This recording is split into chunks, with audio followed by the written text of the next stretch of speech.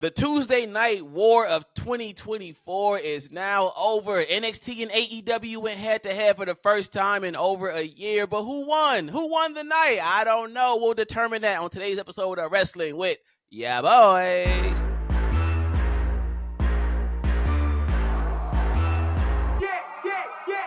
Now, y'all know me. We are Bizak like Cook Krizak. And our intro theme didn't work for a second, so we just sat there like, huh?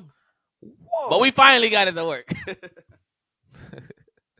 Now, y'all know who I am. It's your boy, Qwan the Don. And if you don't say the Don, you ain't saying it right. And I got my mans with me, my BFF, the coolest man in the world, Jay Cooley. The coolerist. Yes, the coolerist? Yeah, man. I had a mixtape called The Coolerist back in the day when I was in high school. That is a wild term. Did you create that? I did. I don't know what I was thinking. Ain't Cooler a Dragon Ball Z character? It is. Frieza's brother. Frieza's brother. Cooler. Yo, what is up with that new Dragon Ball Z game I see people posting? I don't know. I only heard about it because of wrestling at first, to be honest. Yeah, they sponsored what did they sponsor? They sponsored one of them Bad Blood matches. Yeah, Bad Blood. It might have been the Hell in a Cell or something. I'm just like, wait, there's a new Dragon Ball Z game? I don't know when the last time I played a Dragon Ball Z game, but yeah, I'm not really big on the fighting games, like the Street Fighters and the Mortal Kombat. It ain't really my thing. It used to be, but not no more. Right. But Maybe when Sega Genesis was out. Hey, I'm a Nintendo beast 64. Fighter, I'm not gonna lie. Oh yeah. I'm a beast on Street Fighter. I feel like I could take you. Nah, not even a little. Now what Street Fighter are we talking? Don't matter. We talking about that 92? It don't matter. Okay, look. Don't matter. We might have to get that Street Fighter attorney pop in on the rest. Nah, I'm for real with that. The best ones is on Super Nintendo. Right. No, I'm not gonna lie to you. I'm kind of ass at these fighting games. I'm not. My coordination be off. I got ADD, bro. I don't know if y'all can tell by how jittery and shit I be sometimes, but I thought I got ADD, so it's hard for me to really sit there and like strategize on these games. Now, if it's just something I can just button mash, we in it. But when I gotta start strategizing and watching the pattern of your moves and all that, it get a little weird in my head, and I just I lose focus. I don't know. I might check out the GBZ, man. It's been a while since I played, so I might check it out. Right. We'll see. But Cooley, we had a war. It's a war going on outside. No man is safe from. It's a war going on outside. No man is safe from.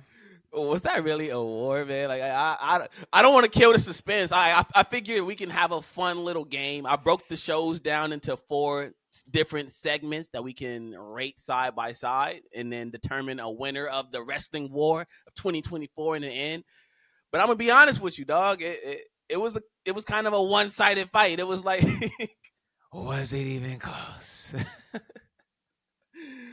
This was like LeBron James going one-on-one with Andre Miller. Like Andre Miller, cool. He can, he consistent. He's a good defender. He's a good defender. He not flashy. He got his little afro. He looked like Richard Pryor. But he good. But LeBron James is LeBron James, and that's LeBron James. Shout out to Andre Miller. I used to skate with bro. Random, I know. Wait. Random. Huh? But, yeah. Bro, I tell you all the time, this man Cooley has a whole life we don't know about.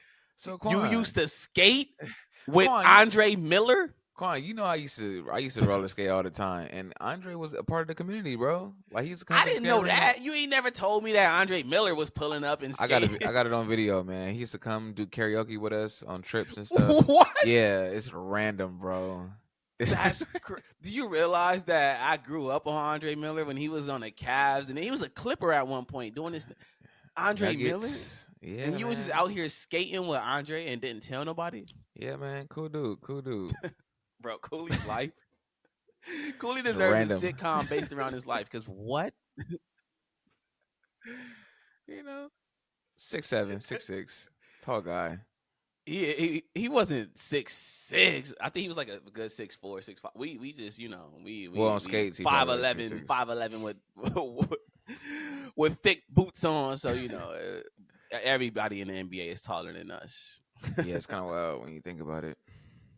But Cooley, I had a fun time with this great war, this quote unquote war. It reminded me of the old days of going back and forth from Nitro to Raw, from Raw to Nitro. Although I'm not gonna lie to you, in my household, we was a Raw household. So whenever I would watch the first hour of Nitro, but once that first hour was up and Raw would come on, that channel would not get turned back. Facts, we was not big going facts. back to Hulk Hogan and them. It was all about Stone Cold and The Rock after that. Big facts. But yeah, last night was giving me flashbacks to that, flipping back and forth between NXT and AEW, and it was kind of night and day. Not we are definitely not beating the allegations today because, but I do have to. Yeah, they're gonna be on our head for sure. We love AEW, I swear, but last night was not a good display for them. But I do have to point out the fact that in AEW world, apparently a lot of the wrestlers had travel issues. There's a serious hurricane going on right now. So that affected the show a lot.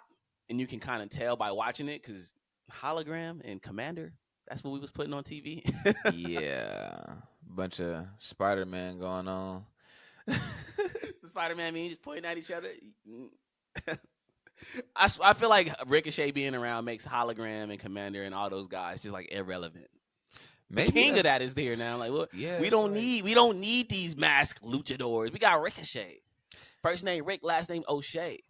I think Ricochet can put on a better match than Hologram, bro. Like, of course, looking, I'm like, what's going on here? We got Ricochet now. It was botching. It was. Let's really get into it. Let's get into the great wrestling war of 2024. Let's start with the first segments of each show. So NXT's first segment was Trick Willie and Wesley. They had a little back and forth. Trick Williams called Wesley light skinned and broke him on TV. He started laughing. Jay Uso pulled up and started yeeting with everybody. And then Kalani Jordan, Bianca Belair, and Jade Cargill, they wrestled a match against Fatal Attraction, and the ladies had a banger. I gotta admit, like, bro. At first, I'm like, okay, I see what WWE is doing. They're trying to put all the attractive women on TV at once just to keep the viewers there instead of flipping over to AEW. But they went in there and they did their thing. And Kalani Jordan, she stood out. This match was obviously made to make Kalani Jordan look like a star because she didn't look out of place when she was next to Bianca and Jade. So how would we rate that segment? I would rate it like an 8 out of 10. 8 out of 10, man. I really think the ladies did their thing, and just off the fact we didn't see any ladies that put on a banger the night before, so I feel like this one outshined it for sure. So I'll get them an 8 out of 10. You know what? I think I have to agree with you. That was about an 8. It was about an 8. They did their thing. They wrestled an incredible match. Kalani is a beautiful.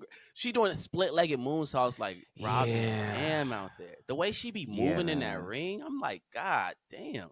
And I know really can go.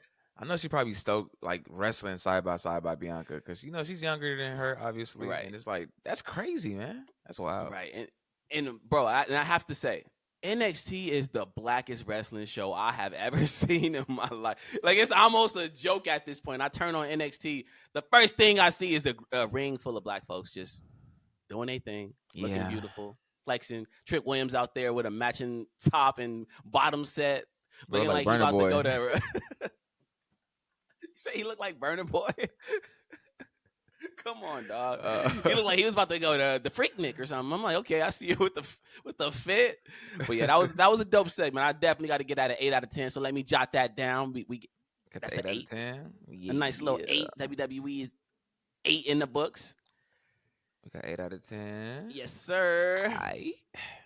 AEW's first segment. We got Darby Allin and Brody King in-ring promo. It was a cool little promo to me. Darby Allin pretty much was saying, I'm the reason you're in AEW. When you was dead, broke, and homeless, I made that call to Tony and said, bring you in. So I did like that. But then it got a little weird because Commander and Hologram came on my TV screen, and I'm not going to lie to you, bro. I just started laughing. As soon as they started wrestling and stumbling around the ring, watching it up, I just started laughing. I was like, yo, this is not what AEW is putting on TV right now against NXT. They practiced like an hour before, like for sure. I was like, what's going on here, man? That wasn't it. That absolutely was not it. it was just sloppy. It was some dope high spots in it. Don't get me wrong. The Spanish Fly was dope. There was a spot when Commander walked the top rope and then Walked he the ropes caught and powerbomb. Yeah, that was crazy. That was crazy. That was crazy. But overall, the match itself was mad sloppy. So how we gonna rate this? You gonna get it a 5 out of 10, man. 5. You gonna get it a 5 out of 10. I say a 6 only because we got the Darby Allin and Brody King promo, and that was good. Oh, that's all together. That was hot. Yeah, that's all one segment, man. We get Jesse Pinkman up there, then, man. You know, stop calling that boy Jesse Pinkman, man. That's all I see until he take that paint off. He Jesse Pinkman, man. And why is he wearing that pink fur now? Like, what is that about? I think he did a deep dive with Purple Season, Killer Season. I thought you was about to say something serious, and I started feeling bad. Like, damn, I'm making fun of him. You about to say his mom's got breast cancer or something? This man gonna say, "Oh, he was listening to Killer Season." he was listening to Cameron, man. He was like, "Bring the mink out." He was listening to Killer Cam. Come on, man. But nah, that wasn't it. I'm sorry, but yeah, that wasn't it. So it's looking like a 6 to 8 right now. WWE is on top. Let me jot that down because we got to keep a tally of this so we can rate it in the end. It's about to get tough. It's about to get real tough.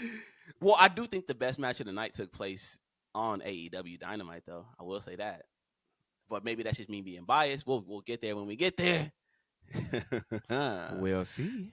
Segment 2, and this is when it got a little weird for NXT for me. So segment 2 was when Roxanne and Cora Jade faced off with Julia and Stephanie Vaquer. Now Stephanie Vaquer is officially on NXT TV. I'm glad we've been getting her name correct this whole time because we've been calling her Stephanie Vaquer, but I've seen her in CMLL and a couple other places where they refer to her as Stephanie Vaquer or Vaquer, or people have been saying different. So I was always afraid, like, are we calling this shorty by the wrong name? So I'm glad that WWE finally confirmed last night it is Stephanie Vaquer. So shouts out to us for getting our grammar correct and not butchering her name like we do everybody else's name. Yeah, man. I be killing names, bro. We be killing names. I ain't gonna hold especially when it comes to these Hispanic superstars and these Japanese superstars. I'll mess around and destroy your name. But I hated that segment. I hated it. Roxanne on that mic, she's a cute girl. She can wrestle, but yo, keep a microphone out her hand. She cannot talk, dog. She cannot talk at all to me. And then we had Obafemi versus Tony D'Angelo. And Obafemi lost? Yeah. Obafemi lost to Tony D. First of all, how long has Tony D'Angelo been in NXT? I might be putting a little bit too much on it, but it feel like that boy been in NXT for 9 years. He is super senior. Obafemi record is over with, bro. He had the record for that title. That's crazy, man. I think it was like, 200-some days? But maybe longer? Was Tony D'Angelo the right person to beat him, bro? That man, he been a multi-time champion in NXT. He been in NXT for not. He like the guy that goes to the UCLA parties at 33. It's like, bro, why are you still here? Like, why are you at the UCLA party? You don't even go to this school no more. You a grown ass man. Go get a family, dog. go start raising kids. Why are you still at these college parties? That's Tony D'Angelo to me. It's like, man, you belong on SmackDown or Raw. Why are you even winning championships in NXT at this point? How old is Obafemi? Obafemi, young. I feel like Obafemi. So he look older, and his demeanor gives older, but I think Obafemi only like 23 or 24. He a young. Oh no, I don't believe that. We need like a birth certificate or something. I don't believe that. No way. I mean, this ain't the 80s, dog. He is Nigerian, like not to get a little racy or anything, but you know the internet says 26. Okay, see, and that's pretty young. That's younger than me. Yeah, born 1998. Nah, damn. What did Martin say? That's what he's telling people. He at least 30. Cooley said, "I'm not buying that at all." Yeah, I mean, we've seen NBA players like lie about their age and then end up being mad old. Wasn't it like Boy or somebody like Bol? that? One of them Manute Bol type dudes ended up being like 36 when he got drafted, but they it was Thon Maker, I think. It was either Thon Maker or his brother. And he ended up being like 30 years old, but they were passing him off as like a 20-year-old. Hey, I don't know. Maybe Obafemi is really like 34, but they just marketing him as a young man. I don't know. But then You think again, his that accent ain't even real. He really American. He just playing the role. Yeah, that exposed video is hilarious. But shout out to Obafemi, man. He was doing this Shout out to thing. Big Oba in this dance. The way he danced on the way to the ring is hilarious. Great title run. Great title run. Great title run. Me. Came to an end. It shocked How me. are we rating this segment, bro? How are we rating it? Because I'm kind of being hard on it. I might have to give it like a 6. I'm gonna give it a 7. 7? I didn't like the outcome, but I really definitely liked the match. I liked the match, man. It was dope. Okay, yeah. I might be being a little too hard on it because of the result, but you're right. The match was good. It was a good match. Was just weird. I don't like that he lost to a roll up.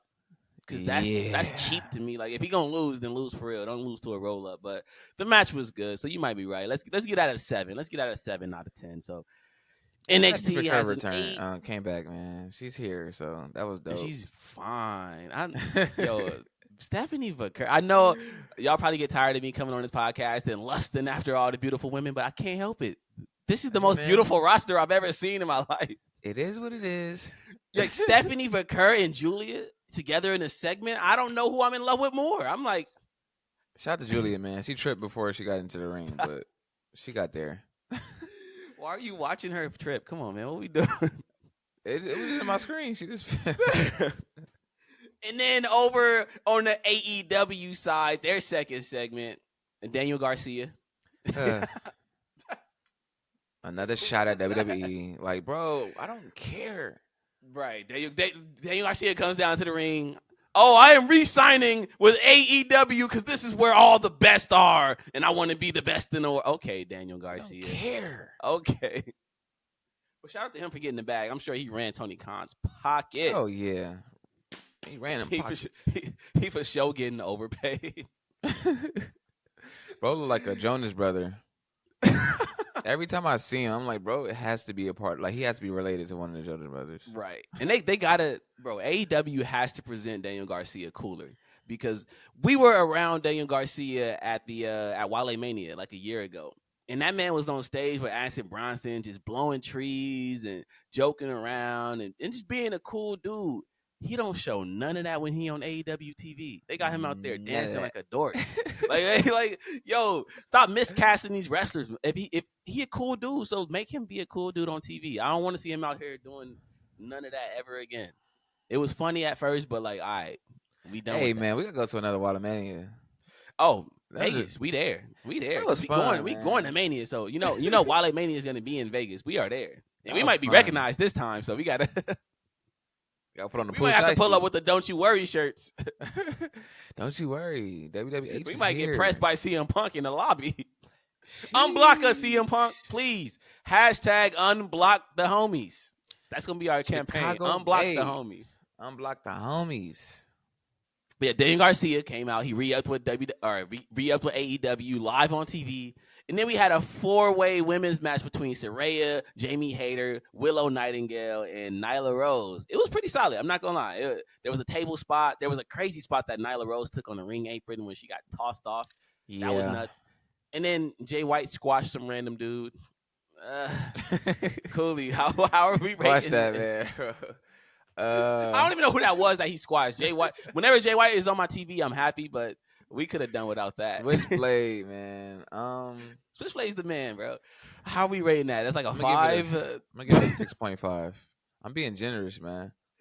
Yeah, because I mean, Daniel Garcia re-upping with AEW. We downplaying and we joking around, but that is a big deal because That's dope. they almost lost him. That boy, it seemed like he was almost NXT bound at one point. So shout out to Daniel Garcia for getting that back from Tony Khan and running in his pockets. Getting that big zag. Tony Khan gonna pay. If not anything, Tony Khan is gonna pay that. That man have endless pockets, bro. So what are we doing? 6.5? 6.5? 6.5, man. 6.5. So we got an 8 and a 7 for NXT. We got a 6 and a 6.5 for AEW. It's looking one-sided, bro. It's looking one-sided. LeBron James versus Andre Miller. Like I said, no, I don't even want to throw Andre Miller in there no more because that's your friend. Cooley. Nah, I ain't my friend.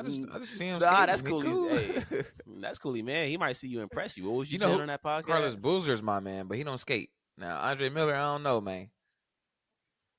Okay, first it was Andre Miller. Now it's Carlos. I told you Boozer? about this already.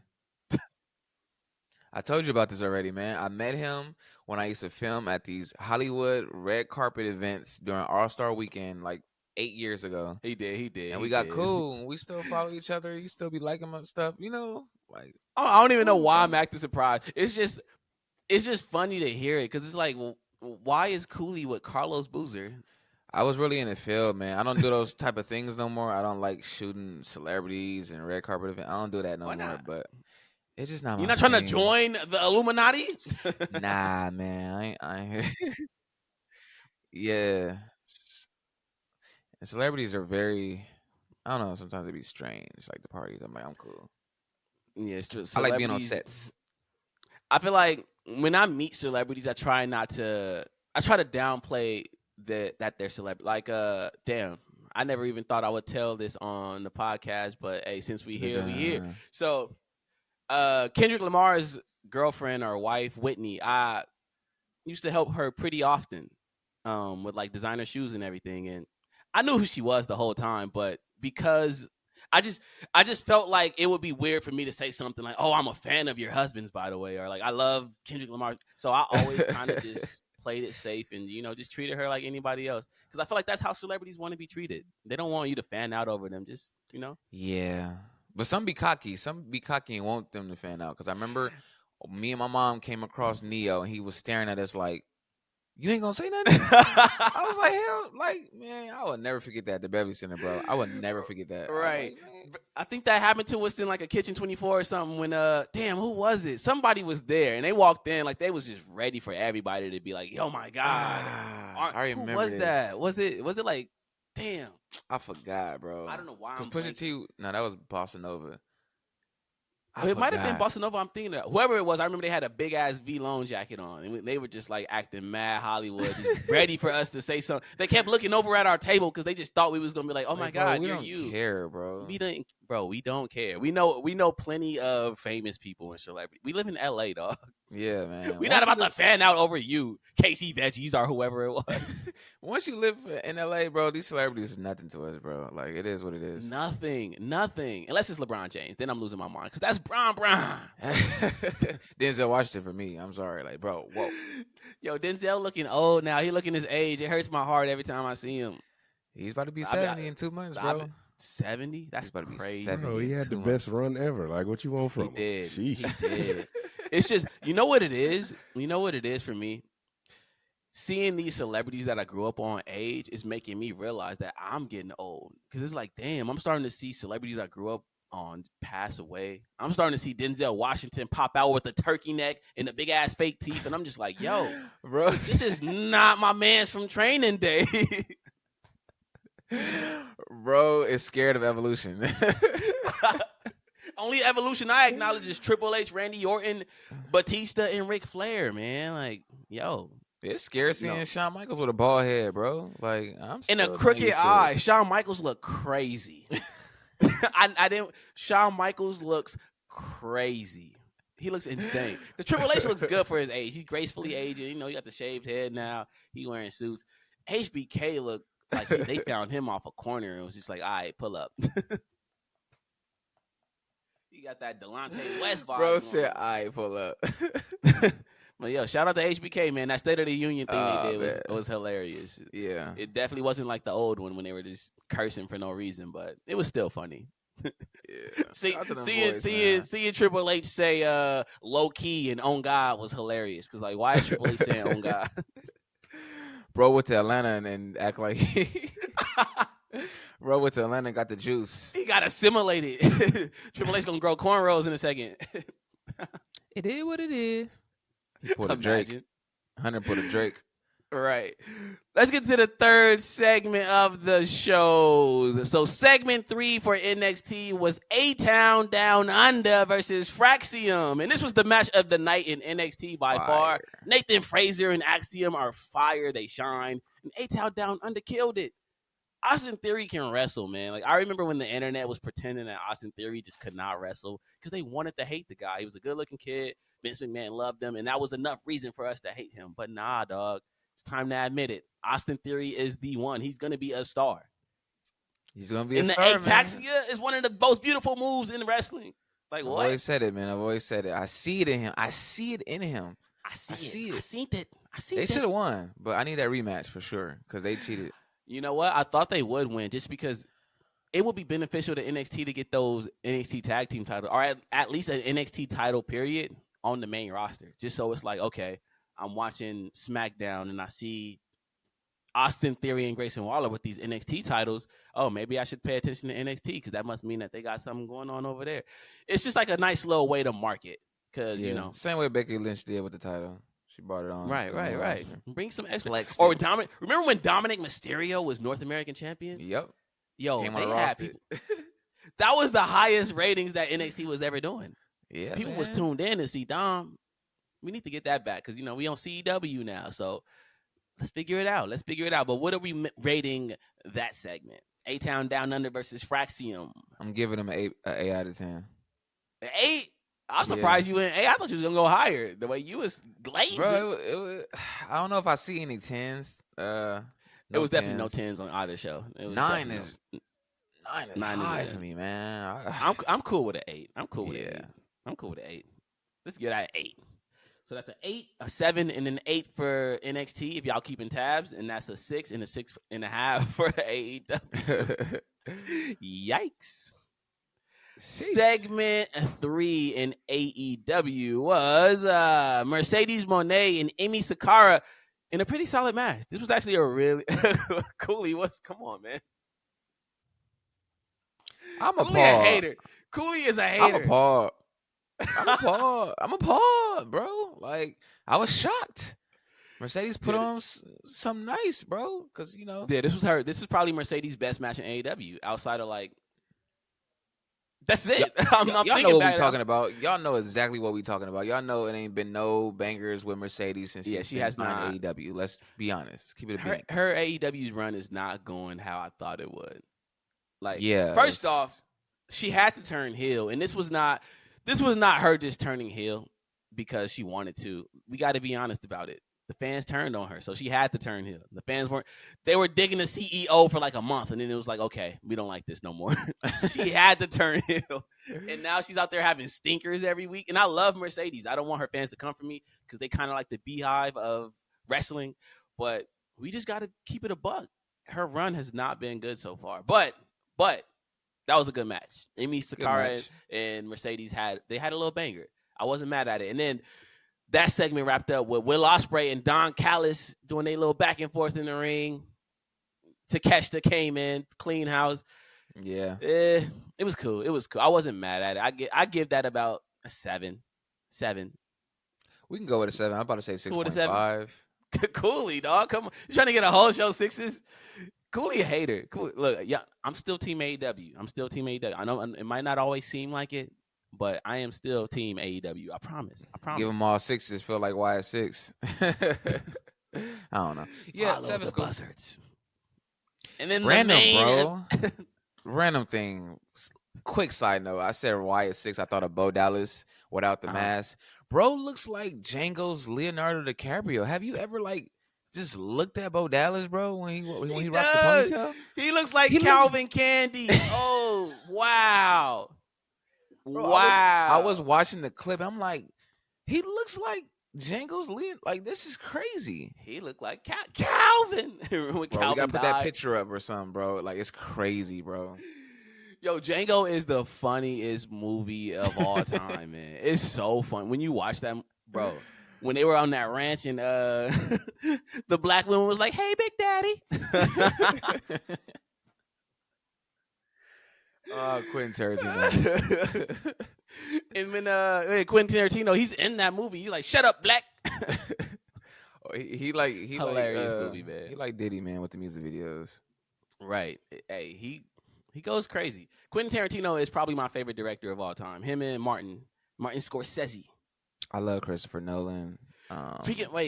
hey, well, since we speaking on movies right now, not to go off on another tangent before we get back to our ratings, but I kind of changed my perspective on the Joker movie. I don't hate it as much as I did.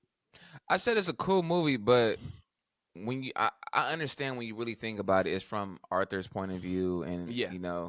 I get it. So I think the movie set out.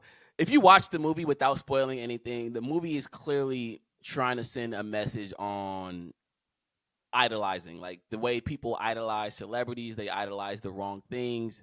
And the Joker was something that we idolized. Like, realistically, the Joker was an incel. He was a weirdo, antisocial. He was a murderer.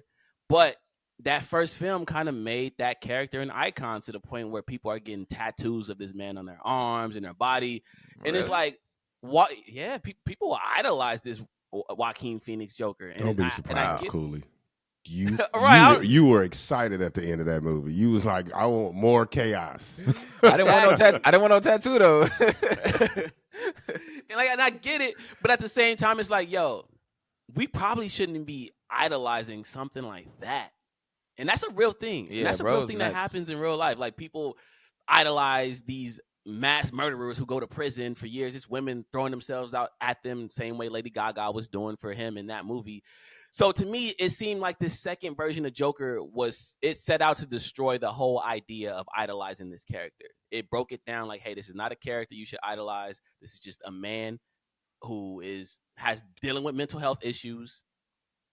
This is not the character that you wanted it to be. We're going to make it a musical to water it down even more. And in the end, I can't spoil, but what happened. And it's like, okay, I see what we did. We completely destroyed the character that we fell in love with in part 1 and part 2, because we shouldn't be idolizing this character in the first place. So I get what Todd Phillips was trying to do. All because Joaquin Phoenix had a dream. I'm gonna throw that out there. The plot was because of his dream that he had, and he told Todd Phillips about it. That's crazy. Yeah. That's wild. They went art house. They went full art house with it, and I'm not mad at it. I get it. I think it'll be appreciated in like 5 years. Yeah, facts. Because what I think is happening is we're getting to where there are people are saying we need to make aspirational content and not dysfunctional content, right? And it's going to take some time for the audience to get used to that transition. Like, we've been celebrating villains for the last 10 years. Right. Like, everything is flawed characters. Like, every show, every movie. Yeah, it's not. It is not okay. As a society where we are right now, they're doing a good job though, because the Penguin is amazing. It's great. But also, why are we making this? You know what I mean? Right. That's the truth. This was Todd Phillips, Mr. Morale. Right. It's gonna be interpreted different in a couple years, and we're gonna look back at it and be like, you know what? It wasn't a bad movie. I was upset in the direction it went, because that's not what I want from a comic book based film. Like, he could have told the whole story that I said is about destroying, like, the Joker, that iconic image that we had, destroying that and making light of it, because it's not something that we should be idolizing. He could have done that without making it a musical. Like, we didn't need the musical aspect of it. That was just too art house, too overboard for the sake of doing it. And we don't really want that from a Joker movie. Now, if this movie was about Arthur and he had no Joker face paint or anything, it would probably be received differently. But because it's a comic book based movie, we weren't ready for that. We didn't want that. On that note, still 6 out of 10. Damn. Cooley just giving out 6s all day. Just to wrap that up, it was always slated to be a standalone movie too, though. Like, it was never part of the universe, right? It was this own thing that and it just happened to make $1 billion. Right. $1 billion, bro. That's crazy. And we know it. This is Hollywood. That's how Hollywood goes. If something makes $1 billion, they're not going to just one and done that thing. They're going to run it back until it stopped making money. Especially Warner Brothers, because Warner Brothers in the red. All the money they spending with AEW, all the money they spending on all these projects, bro. Warner Brothers ain't making no money. They are in the red. So they got $1 billion with that Joker movie. So they said, you know what? Let's run that back. And unfortunately, ain't nobody going to see it. It bombed bad. It's looking like AEW Dynamite's audience. Whoa. We are never beating the allegations. I love AEW. Tony Khan, you are my favorite. You are a passionate man, and I love it. I see myself in you. Kind of. Not really, but, I just wanted to give a compliment. Anyway, let's get to that final segment. The final segments of the night. Yeah. In the final segment of NXT, we got Sexy Red again. Can we get, bro? Why? She from St. Louis again? Okay, that's cool. That's cool. When did Sexy Red become the official spokeswoman of WWE? Why is she the one they chose? Yeah, I feel like that. I feel like that's a shot. I feel like they shooting, bro. Yeah, I'm starting to take it personally because, like, what? Bro, are we it doing? got to be something. Why y'all don't have whatever? I'm not gonna do that. But yeah, she performed. No, I'm gonna do it. That we is got, tough. bro. That is tough, man. First off, we live in a Taylor Swift world. Now I know it's probably hard to get Taylor Swift, but we also got people like Ice Spice. We got Beyonce. Beyonce ain't got to do nothing with wrestling. Heck no. Meg Thee Stallion. There are a lot of people between Beyonce and Sexy Red. That's all I'm saying. There are a lot of people to choose from between those two. Right. So why did we choose her? She is like the official I'm gonna pop out at wrestling. Like, what? Bro, she just posted a picture with a Plan B pill. What are we doing, man? Oh my God. She was taking pictures with Triple H, and then she just gonna turn around out of nowhere, start throwing the middle finger up and bending over, and Triple H is just standing there watching her, and I'm like, man, this is embarrassing. What we doing? And he pointed. He did an iconic point. I'm like, oh my God. That's kind of yeah. I know where you want to go with it. That's weird. Like, I don't like that. And I'm thinking the same thing. Yeah, especially like male, female, how you're presenting. Like, that's weird, man. That's weird. And especially with Triple H being under fire for his comments right now. Yeah. Like, you probably don't want to parade around, a caricature. Triple H being old. Like, what do you like? Just we could have brought Nelly, man. Dang, exactly. Right, man. Where Nelly at? It's a bunch of things. There are a bunch of ways to handle this, right? Find an actual wrestling fan. Facts. And I get it. Like I said, NXT is the West Side Gun, Travis Scott, these people. Hey, Action Bronson. But nah, it's Sexy Red is the one. That's who we chose. Sexy Red. So I definitely had to knock this segment down a little bit because of that. And then Javon Evans and Randy Orton wrestled in the main event, and the match was great. I loved every minute of it, but they botched the finish. Yeah, man. He was apologizing too. Yeah, he was like, I'm sorry. I'm sorry. Yeah, and Randy told him. Randy's like, nah, don't apologize. You're effing awesome. And he raised his hand. So that was dope. That was some growth from Randy. That's cute, but it's getting a 6 out of me. Cooley's a harsh judge. Goddamn. Sorry, it's man. Definitely a 6 though. That bot, because if they would have hit that clean, that would have been one of the cleanest RKOs of all time. Yeah, but they botched it. Randy Orton missed. Javon Evans jumped. He was off, and it was what it was. So that's definitely a 6 out of 10. Cooley, you were giving only 6s today. Yeah, Jesus man. Christ. I'm feeling like I don't know. Feeling like Mike at a Tyson fight. And then in the final segment of AEW Dynamite, Bryan Danielson and Wheeler Yuta took on Pac and Claudio Castagnoli in a really good match. Cooley shaking his head. I thought it was good. I thought I'm shaking it as a good thing. Like okay. This was the one good thing. This is the one how I good feel thing about Claudio, man. Claudio's that guy, man. I really love Claudio. So much more with Claudio. Yeah, we could be doing so much more with Claudio. But yeah, I mean, he's a member of a faction right now. But this was definitely the best match of AEW. Arguably the best match of the night if you want to compare it to Fraxium versus Austin Theory and Grayson Waller. But yeah, this is about an 8. And I give that an 8. But I don't know if an 8 is going to save the show because we got them all 6s, man. But yeah, there's a whole lot of 6s. We can go with an 8, man. We can go with an 8. So let's tally that. You get that map? You got your calculator ready? You got your calculator ready? Let me get my calculator out, man, on my old iPhone. Please go back to the iPhone, man. I miss you in the group chat. I got 2 iPhones. All right, what's up? So for NXT, we had 8, 7, 8, and 6, which is a grand total of what? 29. 29. And for AEW, we had 6, 6.5, 7, and 8. 27.5. 27 And your and a half. winner is for the War of 2024, the Tuesday Night War. The winner is HBK, Shawn Michaels, the Gay Kane pose. NXT has smoked AEW Dynamite Title Tuesday. Did we get it right? Did We got it right, man. I We don't got know. it Y'all right. tell us. You Tell tell me. us. You tell. Hey, don't you worry. Don't We you got that worry. design yet? We got. Hey, I showed E and It's Cooley coming. my design for the Don't You Worry. Hey, I can't wait it's for them coming. to see, man. It's coming. I can't we wait got for we them got to a see. joint. We got a joint. Hey, it's gonna be. Hey, 2025 is gonna be a big year for wrestling with the homies. I can feel it. I can feel it. I can feel it in the air. Shout out to I hate that. Raphael. Oh, you singing the real one, man? See, The Cooley. original one is by a white man, and I thought he was black this whole time, bro. It's crazy. Bro, I thought she's a man eater. Well, who? I thought they were black. And she go. Hall and Oates were black. yeah, I thought they were black. Daryl I Hall. mean, they have salt. They have soul. They white. You know, but they're Yeah, they definitely white. My dad Yeah. did not like Hall and Oates in the They 80s. fire. Yeah, no, they stealing black people music. You know, he was one of those guys. He was one of those. He was a coolie. He was one of those guys. I love Hall and Oates. He They're was in the suing blues. each other right now for royalties at this point. Wait. But, you know, I know, man. That's Life comes at you tough. fast. That's tough. wild. Sarah, God damn. Hall and O. Didn't they have afros? Yeah, those were the blowout. That's white boys used to have those blowouts Right. in the 80s.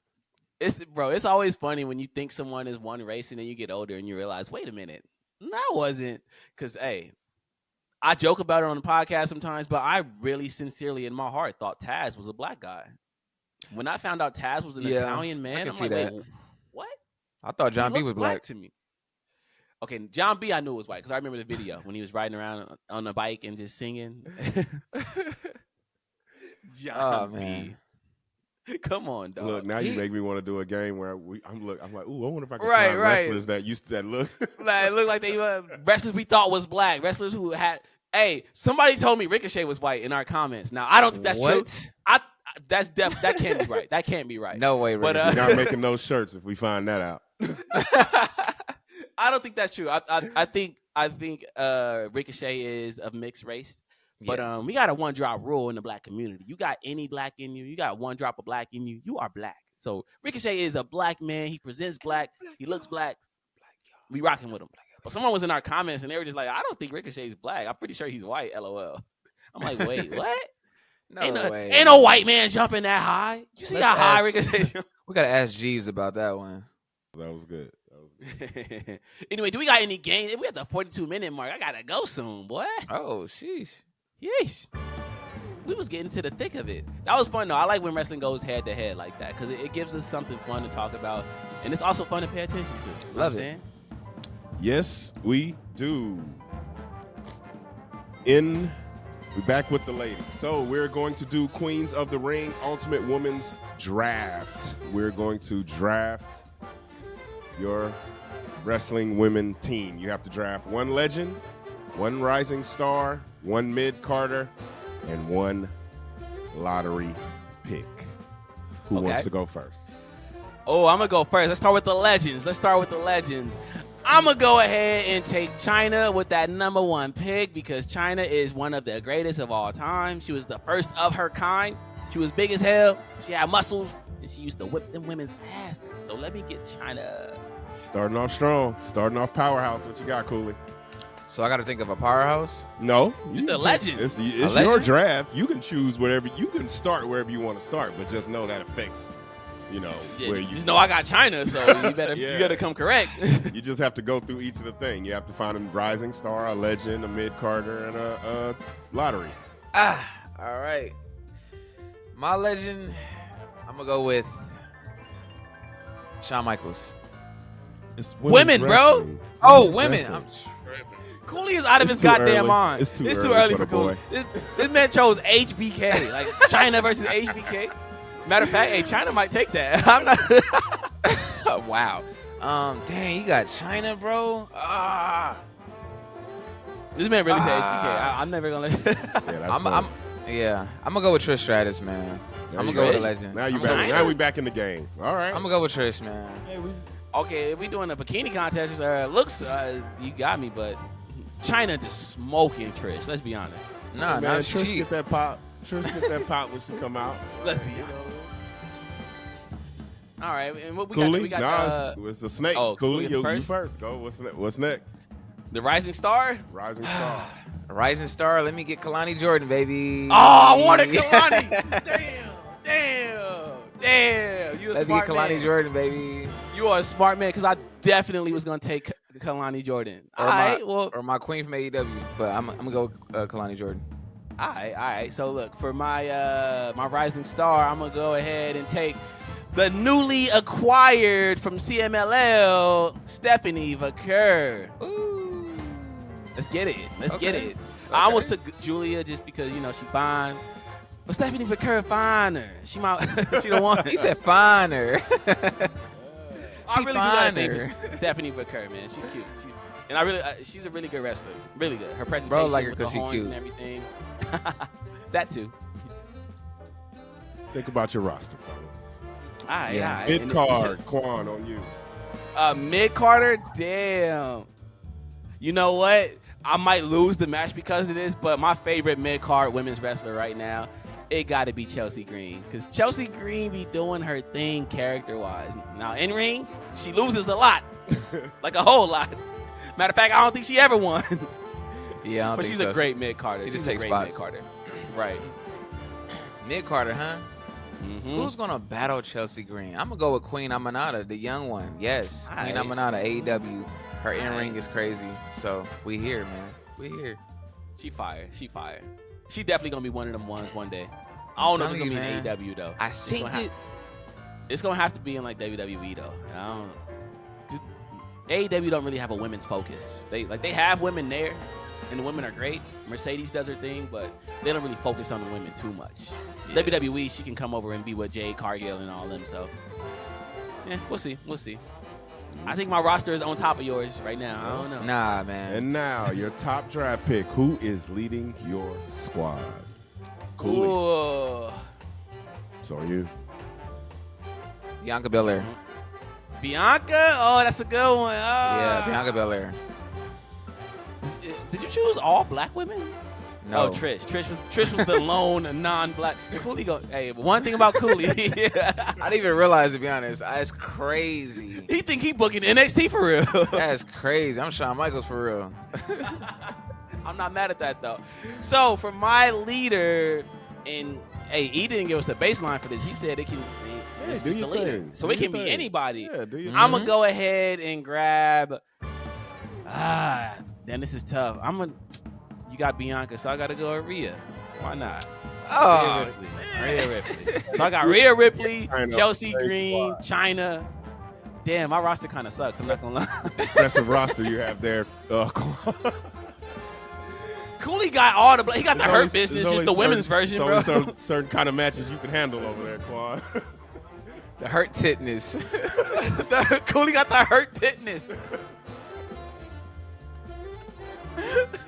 Just got all the black girls on one team. With is MVP gonna be the manager of that? Like, It might as well be Trish. Who Nah, you that was got? kind of wild. Oh, so that was everybody, right? that was it. Yeah, I Yep. think Cooley chose Bianca. Yeah. Yeah. Who? I think my team's still better than Cooley's just because he got Queen Amanita, and she's like a super green up and comer. Like she ain't there yet. I got Chelsea I like her. Green. though. At least I she like, there. I like Queen Amanita. I do too. She's fun. I do too. Yeah. I do too. I mean, She Kalani fire. one of the ones. She basically. Kalani is Rob Van Dam as a woman. She's fired. She crazy. I think man. Cooley's roster is more fun to watch. I think Quan's roster would win WrestleMania. Yeah. You know Yeah. what I mean? Like once it gets serious and it gets down to like, what are we doing? Yeah, because Rhea and China, that's almost like the Legion of Doom. Right. That's Brothers of Destruction right there, man. Right. That is all I have. Look, that was fun. Showing That us was love. fun. I always get excited when we show love to the women because we don't talk about the women wrestling a whole lot, but it's necessary. We got to because the women doing their thing. The women are the cool people. like me and E have spoken about it on plenty of times off air. The women are the cool people now. They're the tastemakers. Yeah, they're pushing the culture. They pushing the own culture. the culture right now. And that's Yes, everywhere. indeed. That's podcasts, music, Yeah, every aspect of entertainment. The women are the ones right now. yeah. Maybe that's why we got. I'm Sexy watching the Red Penguin, popping and the out. head writer's a woman. Like, hey man, Wow. they in it. Of They're course. in it. They're killing That's it right now. fire. Yeah. And you know what? One of my favorite characters on that show, probably my favorite character so far on that Penguin show is Shorty, who is Falcone's daughter, I believe. Mhm. She's menacing. I don't know what y'all talking about. You got to tap in, man. Joker. Penguin is fire. It's fire. It's slow. It's hella slow. So if you like character development, this is for you. I do. But I if you- do. I if you- do. If love you want that high speed AEW, Fast and Furious, nothing but action from beginning to end, then it might not be the best show for you. Listen, man. I sat through Ozark and Breaking Bad season 1. I can get through anything in life. Breaking Bad season 1 was the hardest television show to get through. I'm like, okay, when is this gonna pick up? When is it gonna pick up? Yeah. But you know I had what? to stop. Yeah, I remember you did, and I kept telling you, go Stop. back to it. It gets better. But the thing about Breaking Bad is they didn't know what they were. They started as a dark comedy, and they were kind of lost into that dark comedy world. They were in that box for a season. But once they found their footing as a drama, that's when it got good. Sometimes shows just got to find their Mhm. footing, man. Yeah, It first might season start is over here. always weird. You got to figure it out. Unless it's Except for Game of Netflix. Thrones. If it's Netflix, the first season is gonna be great. The second season gonna be and then by the time you get to the third season, it's like, all right, cancel this, cancel my that block. bitch. I brought it back. I know Jasmine Madison is happy somewhere. He's smiling. Although I'm gonna have to stop saying it because we can't be cursing so much on this podcast. We're trying to go mainstream, so I'm gonna have to clean it up. So Yeah, I'm sorry, Jasmine Madison. He put I that can't in the cancel comments it. yesterday. He did. He want me to bring it back so bad. I'm gonna have to stop that, man. We trying to, New we trying to Jack be City, PG-13 baby. over here, dog. I'm trying to be on TBS and TNT. I'm trying to be on Nickelodeon. Like, hey guys, it's Qwan and Don. The kid's gonna be like, who? Anyway, let's get into some fan chatter before we get out of here because I got to go. So we posted a video. Yes, sir. Behind DeMarco. So we posted a video about The Rock and his Fugazi title, and some of the comments on this video were hilarious. But some people were getting at us, Cooley. Oh. They're like, Uh-oh. So this person, Gray from YouTube, says, LOL, literally said that title don't mean ish to anyone. And someone got at me because they love Muhammad Ali. LOL, y'all crazy. Bro, Muhammad Ali have no ties. Muhammad Ali have no ties to that title. Like, let's be real, bro. Like, what are y'all talking about? What are we talking about, man? Bro, the thing about that title is just, I get why The Rock is doing it. Like, I understand he has the title because he didn't earn it. It was just given to him by someone. So it makes you hate his character even more because it's like, yo, this dude is so pompous that he's so pompous and self-righteous that he created his own championship and he's wearing it like it's the main title. Like, I get that it's a part of his shtick and that's what makes it funny. We get that. We were laughing. We were laughing when we were discussing these things. Please understand nuance. I know it gets lost in translation, especially with clip culture, because anything can be taken out of context, and we do a lot of clips. But when you see people laughing about something, it's probably just a joke, man. We are not very mad because somebody was like, "Oh, people just want to complain about anything." Who's complaining? We are laughing, bro. Oh man, and I like how they said internet. it was Muhammad Ali. Like, we didn't know that. You know what I mean? Like, oh. Okay, my bad. No, yeah, right? Like, It's Muhammad Ali. Okay, I got it. Now I love the title. Like, come on, man. What we Muhammad doing? Ali was called the People's Champ, bro. We like, get it. obviously we get it. It was just ridiculous. Right. Like this comment. Listen to this comment, bro. This comment is from El Soto, ELSOTO, and he says, "It's just an accessory. Way to show you can't wrap your head around wrestling, guys. Cool." He didn't watch the whole episode. He just responded to clips, and that's fair because that gives us something to do on the podcast. So but also you're ridiculous, guy. I mean, we did have a clip that did 100K. I'm gonna keep bringing it up because I'm proud of the feat. 100. We had 101 now. 101K. 100. Cooley, we did that. We did that with our boy Gay Kane. We